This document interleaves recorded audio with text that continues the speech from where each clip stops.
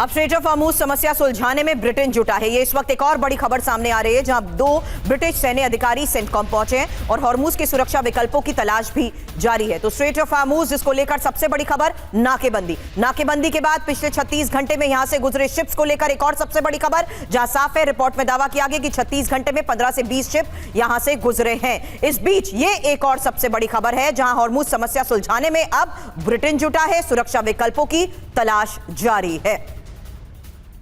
और अब आपको बताते हैं कि आखिर हॉर्मुज स्ट्रेट की नाकाबंदी का अमेरिका का प्लान है क्या? क्या है रणनीति अमेरिका की? क्या अमेरिका हॉर्मुज स्ट्रेट के आसपास दबाव बनाकर अपनी तैयारियों को अंजाम दे रहा है और क्या वो उसमें सफल हो पाएगा?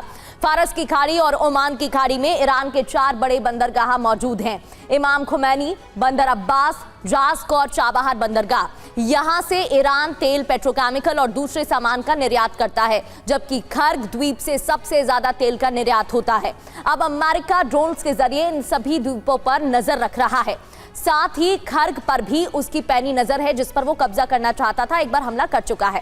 यहां मौजूद जहाजों की हर मूवमेंट की खबर अमेरिका के पास आसानी से होगी। अगर ये जहाज बंदरगाहों से आगे बढ़ते हैं तो इन्हें फारस की खाड़ी के एंट्री पॉइंट पर रोक दिया जाएगा, जिसके लिए यहां अमेरिकी नौसेना की जबरदस्त तैनाती भी है। Aircraft carrier USS Abraham Lincoln अपने साथ मौजूद 3 डिस्ट्रॉयर के साथ यहां मोर्चा संभाले हुए, जिसकी सैटेलाइट इमेज थोड़ी देर पहले हमने आपको दिखाई। साथ ही यूएसएस ट्रिपोली, यूएसएस ऑर्लियांस और USS Rushmore amphibious carrier ship भी यहां नाकाबंदी करने के लिए तैयार है, रेडी मोड में है। सवाल है कि अगर ईरानी शिप यहां पहुंचे तो क्या होगा? रिपोर्ट्स की माने तो अमेरिका इन शिप्स पर कब्जा कर सकता है। यूएसएस अब्राहम लिंकन या दूसरे एम्फीबियस शिप से हेलीकॉप्टर के जरिए अमेरिकी मरीन कमांडो शिप के पास पहुंचेंगे और इन जहाजों को अपने कब्जे में आसानी से ले सकते हैं। ब्रजेश सर, अब इस स्ट्रैटेजी को कैसे देखा जा सकता है? क्योंकि अमेरिका की तरफ से तो खुद ही ब्लॉकेड की स्ट्रैटेजी अपनाई जा रही है, जो थोड़े दिन पहले ईरान कर रहा था। क्या ईरान के लिए इसे तोड़ना इतना आसान हो पाएगा? प्रगति, ये जो ब्लॉकेज कल से शुरू हुआ है, इसके हमारे हिसाब से 2 मायने। पहला, ईरान के जो बंदरगाह हैं, आपने 3-4 का नाम दिया, टोटल करीब 10 से 11 हैं, उसमें चाबहार इस एरिया के बाहर आता है, उसके ऊपर कोई इकोनॉमिक एक्टिविटी नहीं होने देना।